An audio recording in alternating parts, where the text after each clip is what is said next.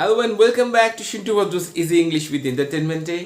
তোমাদের আজকে শেখাবো future indefinite tense. Future indefinite টেন্সের সমস্ত ব্যবহার, তার ব্যবহারিক প্রয়োগ, তার assertive, interrogative, negative, voice change, interrogative, negative এবং সমস্ত ভ্যারিয়েশনসগুলো স্ট্রাকচার সহজ আমরা শিখে নেবো। তো চলো দেখে নিই। আগে যে টেন্সগুলো শিখেছো অলরেডি ইতিমধ্যে দেখেছো তোমরা, যে ভিডিওস প্লেলিস্টে অবশ্যই রয়েছে গ্রামারে, এবং তার পাশাপাশি আজকের টেন্সটা। তো আজকে ফিউচার ইনডেফিনিট টেন্স দেখে নেওয়া যাক। ইনডেফিনাইট। সো দেখো, ফিউচার ইনডেফিনাইট যেমন ধরো tomorrow he will arrive. So এখানে আমি প্রথমে দেখলাম টুমরো হি উইল অ্যারাইভ, আগামীকাল সে আসবে, অথবা he will arrive tomorrow. So এখানে কি রয়েছে দেখো, সেন্টেন্সটাতে এটা হলো রিমেইনিং ওয়ার্ডস, এটার পজিশনটা লাস্টে বসতে পারে, আবার এটার পজিশনটা ফার্স্টে বসতে পারে, কিন্তু স্ট্রাকচারে যদি তুমি যাও এই টেন্সটাতে কি রয়েছে, একটা সাবজেক্ট রয়েছে, শ্যাল বা উইল রয়েছে, প্লাস V1 ভার্বের 1 নম্বর ফর্ম রয়েছে, প্লাস অবজেক্ট রয়েছে, প্লাস রিমেইনিং ওয়ার্ড রয়েছে। অর্থাৎ অবশিষ্ট শব্দ যদি কিছু থাকে সেটা তুমি লাস্টে বসিয়ে দেবে। তাহলে আমার কি লাগছে, সাবজেক্ট, শ্যাল বা উইল, ভার্বের ফার্স্ট ফর্ম, অবজেক্ট, রিমেইনিং ওয়ার্ডস। সো এই টুমরো কথাটা তুমি লাস্টেও বসাতে পারো, ফার্স্টেও বসাতে পারো, এটা রিমেইনিং ওয়ার্ডের মধ্যে এটা পড়ছে RW। So he will arrive tomorrow অথবা টুমরো হি উইল অ্যারাইভ। কিন্তু এই সেন্টেন্সটার মধ্যে যে শ্যাল উইলের ব্যবহারটা রয়েছে সেটা কিন্তু তোমাকে মনে রাখতে হবে। কি করে, যেমন ধরো first পারসনে I shall, we shall, you will, he will,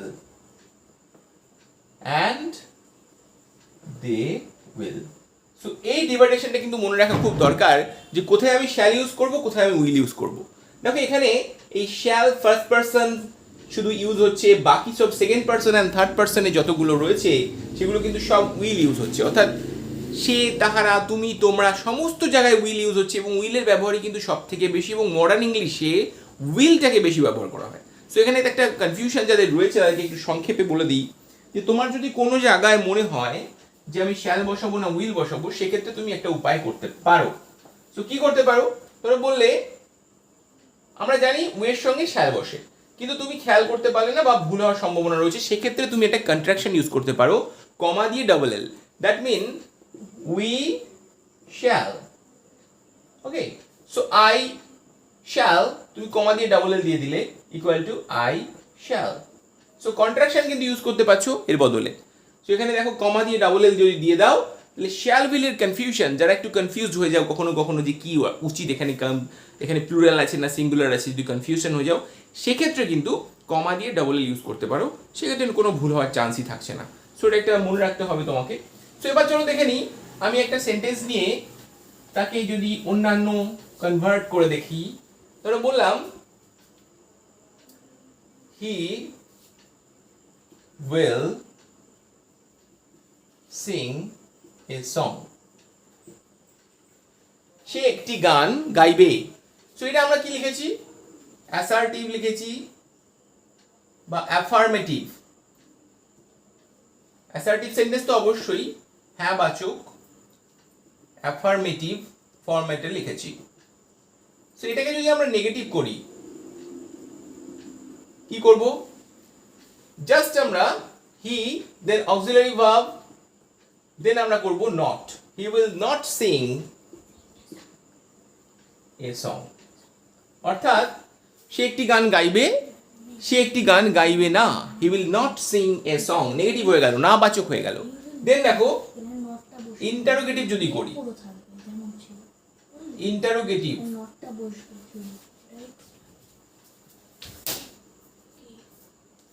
interrogative সেন্টেন্সে কি করছি, আমরা প্রশ্ন করব।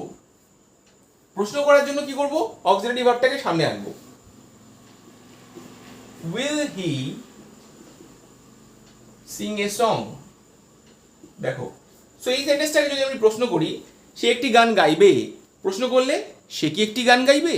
সো এখানে অক্সিলারি ভার্বটাকে নিয়ে আমরা ফার্স্টে যদি পুট করে দিই, শ্যাল বা উইলটাকে নিয়ে যদি ফার্স্টে পুট করে দিই, তাহলে সেটা হয়ে যাবে ইন্টারোগেটিভ। যে কোনো সেন্টেন্সে ফিউচার টেন্সে জাস্ট অক্সিলারি ভার্বটাকে নিয়ে আসো সামনে, will he sing a song, সে কি একটি গান গাইবে? সো এবার আমরা দেখো নেগেটিভ ইন্টারোগেটিভ করবো, দুটো একসাথে, নেগেটিভ অ্যান্ড ইন্টারোগেটিভ দুটো যদি একসাথে করি, will he not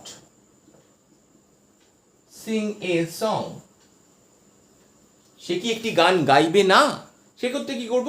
will he not he বা উইল হি নট, ওন্ট হি বা উইল হি নট। এখানে একটা বলে রাখি, যখন আমরা প্রোনাউন ইউজ করছি তখন কিন্তু নটটা আমরা পরে ইউজ করছি, আর যখন আমরা নাউন ইউজ করছি তখন কিন্তু নটটা আগে ইউজ করছি।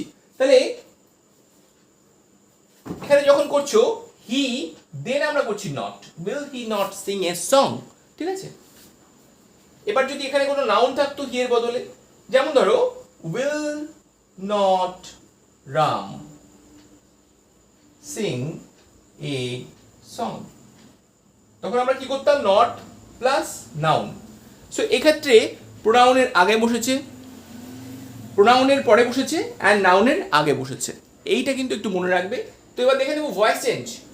সো দেখো এই সেন্টেন্সটাকেই যদি আমরা ভয়েস চেঞ্জ করি, তো আমরা কি করব? হি will sing a song.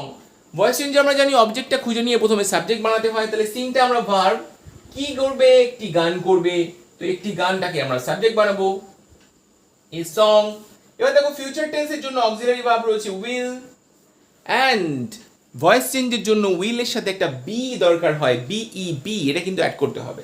A song will be, then ভার্বের third form sing sang sung, তো আমরা ভার্বের থার্ড ফর্ম ইউজ করলাম, a song will be sung by, he থাকলে হয়ে যাবে হিম। সো দেখো আমরা কিন্তু অলরেডি প্যাসিভ করেছি। So this is the passive voice of this sentence. Future ইনডেফিনাইটে প্যাসিভ করতে গেলে যেটা প্রয়োজন হচ্ছে, দেখো এখানে রয়েছে একটা অবজেক্ট রয়েছে, দেন রয়েছে দেখো শ্যাল বা উইল রয়েছে, অক্সিলারি ভার্ব, দেন দেখো একটা বি এসেছে, এই বিটা কিন্তু খুব ইম্পর্টেন্ট, এই বিটা ছাড়া কিন্তু ফিউচারের প্যাসিভ করা যায় না। সো এখানে কতগুলো প্র্যাকটিক্যাল ইউসেজ বলে দিই তোমাদের ফিউচার টেন্সের ব্যবহারিক প্রয়োগ। যেমন ধরো I will go to the field tomorrow, I shall play with my friend, some friends will come tomorrow my parents will go to Delhi, I shall go to school tomorrow. So বিভিন্ন সেন্টেন্সে কিন্তু future আমরা use করে থাকি future indefinite টেন্সকে, সেক্ষেত্রে shall will must. So future ইনডেফিনাইটে কিন্তু ভার্বের ফার্স্ট ফর্মটা ইউজ হয়, সেখানে কিন্তু অন্য ফর্ম প্রয়োজন হয় না। সো কেমন লাগলো অবশ্যই জানিও, আর কী ধরনের ভিডিওস তোমার চাই অবশ্যই সেটা জানাতে ভুলো না, এই ধরনের ভিডিওস কিন্তু করে দেবো। ইতিমধ্যে তুমি সমস্ত ভিডিওস পেয়ে যাবে, যে কোনো টপিক, গ্রামার টপিক সার্চ করো, পাশে লিখে দাও সিন্টু ভদ্র স্যার বা সিন্টু ভদ্র, তাহলে কিন্তু তুমি সেই টপিকটা পেয়ে যাবে। তো সকলে ভালো থেকো, সুস্থ থেকো, আর অবশ্যই প্লে লিস্টটা ভিজিট করতে ভুলো না। Thank you so much.